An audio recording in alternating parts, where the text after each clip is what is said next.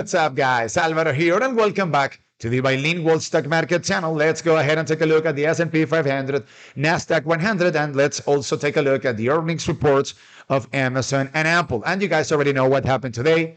We are officially in a technical recession. Today we found out that we are accumulating two consecutive GDP reports showing negative growth for the economy. So we are in a technical recession, no matter what the White House or maybe Jerome Powell says.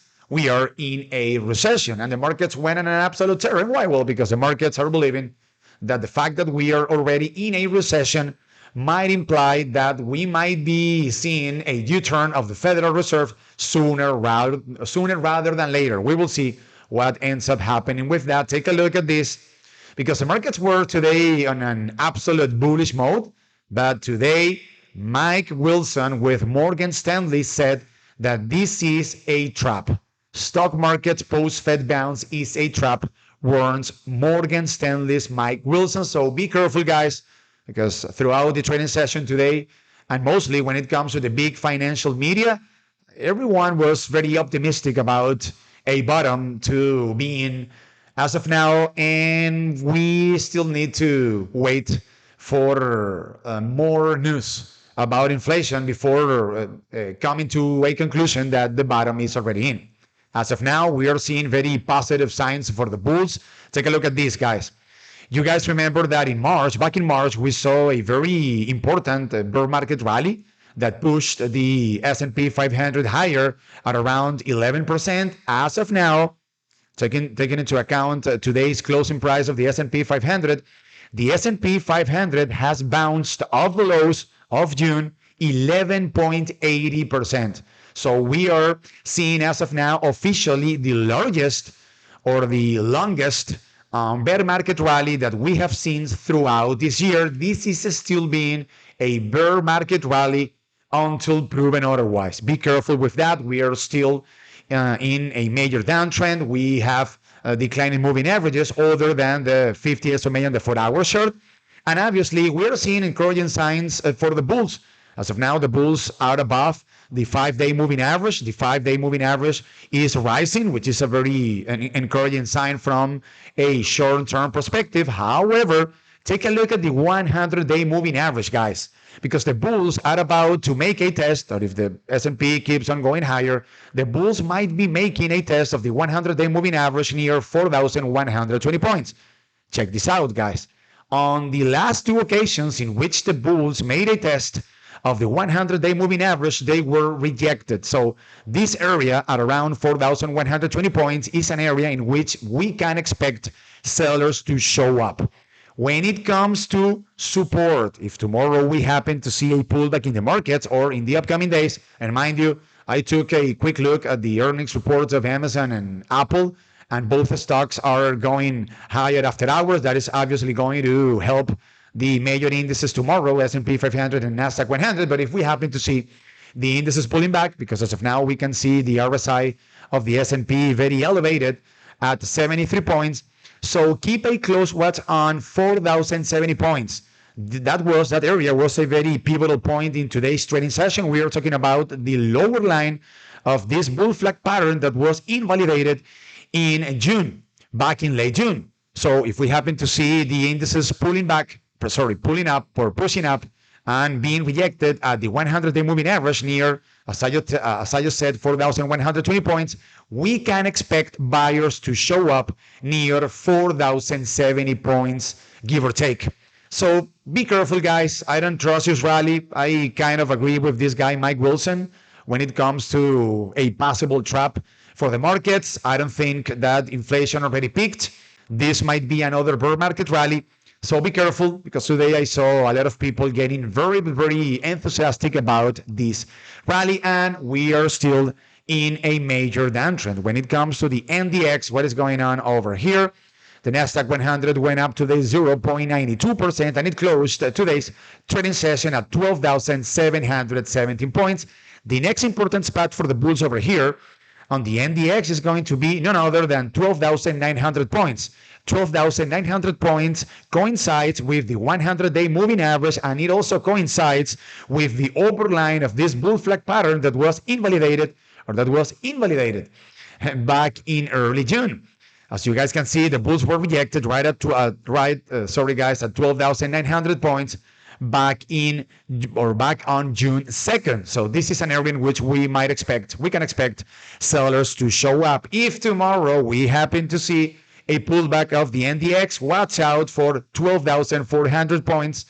This area, this level, happens to be the lower line of this bull flag pattern that, as I just said in the case of the S&P 500, was invalidated back in early June. And after this bull flag pattern was invalidated, then we saw a massive drop of the Nasdaq 100 down to almost 11,000 points. When it comes to the relative strength index, or the RSI of the NDX, it isn't that elevated, or it isn't as elevated relative to the RSI of the S&P 500. It is pointing at 68 points, but regardless of that, the NDX is getting a bit overextended. Check this out, and this is something that I just pointed out in the case of the S&P 500.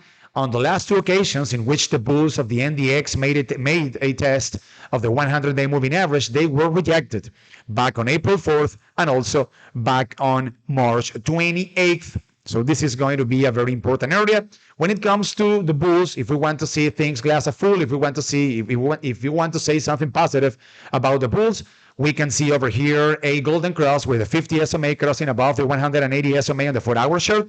And we can also see how the bulls reconquered the 5-day moving average, and the 5-day moving average is actually rising.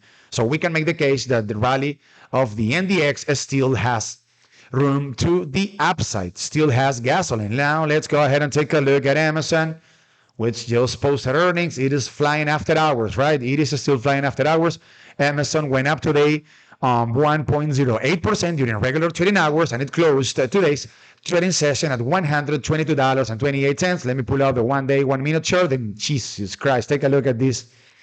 Take a look at this rally, guys, after hours. Amazon is 12% up after hours. The futures markets are very likely to open very green today at 6 p.m. Eastern Standard Time. So what happened on Amazon, or what happened with the earnings report of Amazon? Let me see if I can see the information handy over here. Come on, Thinkorswim. So EPS negative, by the way. They are posting a loss. Came in at a loss of 20 cents.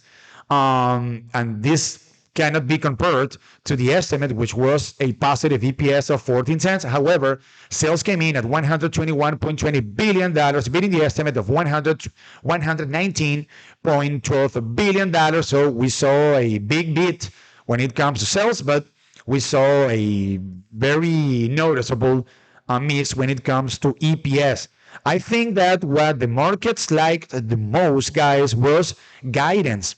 So Amazon sees Q3 sales between $125 billion up to $130 billion versus an estimate of $126.42 billion. And Amazon, this is a very important bit when it comes to commercial guidance. And Amazon says second quarter 2022 net loss includes a pre-tax valuation loss of $3.9 billion, included in non-operating expense from our common stock investment in Rivian Automotive. So they are pretty much saying that they are losing, or that they pretty much posted a negative EPS because they are holding the bag on Rivian Automotive. Let me pull up here the 4-hour chart. So what could be potentially happening tomorrow with Amazon? In technical terms, I am expecting a huge profit taken with the stock of this company. Take a look at the RSI, guys. It is sitting at 80 points, extremely elevated. I think that we might see a pullback, and I think that the bulls might find support near $135. Amazon is trading after hours at $137. But $135 happens to be a previous support back from early March and also back from January and February of this year. So I think that if Amazon happens to open near if Amazon happens to open the trading session near $139, $140, I might get puts based on the very overheated, overbought condition of the stock of this company, because we might see profit taken. In which case, I think that Amazon is very likely to come across with buyers near 135 bucks, and in that case, we can lock in the profit on our puts, and then we can switch to calls. Because if Amazon happens to find support at 175, sorry guys, 135 bucks or 136 bucks ish, then we might see a bounce back up, maybe up to the 200-day moving average near 146 bucks. So this is obviously going to be a very hot stock in tomorrow's trading session. We can point out as a very positive sign for the bulls that they reconquered today with the massive push to the upside that we saw the 100-day moving average. And mind you guys, if the bulls of Amazon happen to reconquer, happen to burst above the 200-day moving average, they are going to be, from a technical standpoint, reversing this horrible downtrend that we have seen on Amazon since this year started out. Now let's go ahead and take a look at Apple. Goes up today during regular, if I can speak today, guys, during regular trading hours, 0.36%, and it closed today's trading session at $157.35. Let me pull up here the 1-day, 1-minute chart, and Apple is up a lot after hours, not as much as Amazon. So Apple is up 2.68% after hours, and let's see what they did. So let me see if I have the information handy over here. Come on, Thinkorswim. So EPS came in at $1.20, beating the estimate of $1.16, and sales came in at $82.96 billion, beating the estimate of $82.81 billion. Okay, and guidance. Let me see. iPhone revenue came in at $40.66 billion, up from $39.57 billion year over year. That's a tiny growth when it comes to iPhone revenue. Services revenue came in at $19.60 billion, up from $17.58 billion year over year. That's an unacceptable revenue growth when it comes to services. But do I have guidance? Let me see. Apple sees guidance. I don't have any guidance related information over here. That is very important nowadays. But they did beat on EPS, and they beat on revenue as well, right? Yes, they did. So EPS $1.20 versus $1.16, and the estimate for revenue was $83 billion. So revenue pretty much came in line. We are seeing little growth when it comes to services and iPhone revenue, but they are still growing. So this was an acceptable earnings report, guys, and you guys know that now the markets are more focused during this stage of this bear market. The markets are focused, and since the markets are looking for a bottom, the markets want every single earnings report to come out better than feared rather than better than expected. So this was a decent earnings report for Apple. I don't have any guidance related information, and check this out, guys. With the push to the upside that we are seeing after hours on Apple, the stock of this company is officially reversing the downtrend because Apple has burst above the 200-day moving average at 158 bucks. Apple is trading after hours at $168. The RSI of Apple is not that elevated, 72 points on the 4-hour chart. I think that this rally still has room to the upside, in which case I think that Apple is very likely to come across with sellers near 164 bucks. 164 bucks happens to be a previous support back from mid-February, and also a previous resistance back from November of last year. So this might be an area in which we can maybe think about buying puts on Apple. And if we happen to see profit taken as soon as the trading session opens tomorrow, watch out for the bulls of Apple finding support near 159 bucks, the 200-day moving average on the 4-hour chart. And take a look at this uptrending channel. Very clear.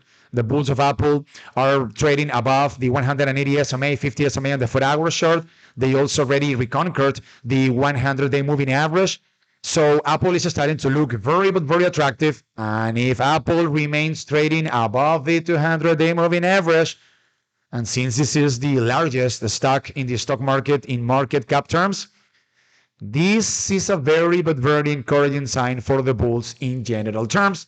And with Apple, I am going to wrap up this video. Thank you very much for your attention and thank you very much for hanging out with me once again. Remember and keep in mind, guys, that here on the Bilingual Stock Market channel, we are posting stock market update videos Mondays, Tuesdays, and Thursdays, 3 or 4 hours after the market closes. So if you want to get all of the notifications of all of our videos in a timely manner, you have to be subscribed to this YouTube channel, but you also need to activate the notification bell right up there. Follow us on Instagram as well, guys, at Bilingual Stock Market. And remember that this is the Bilingual Stock Market channel, the YouTube channel, in which we talk about the markets, but we do things differently because we talk about the markets in 2 different languages, English and Spanish, so you can pick your preferred language. But most importantly, this is the YouTube channel in which we know that the wonderful world of Wall Street is not for geniuses, it is for entrepreneurs, just like you guys and myself. My name is Alvaro, and I will see you guys next Monday, 3 or 4 hours after the market closes. Peace out.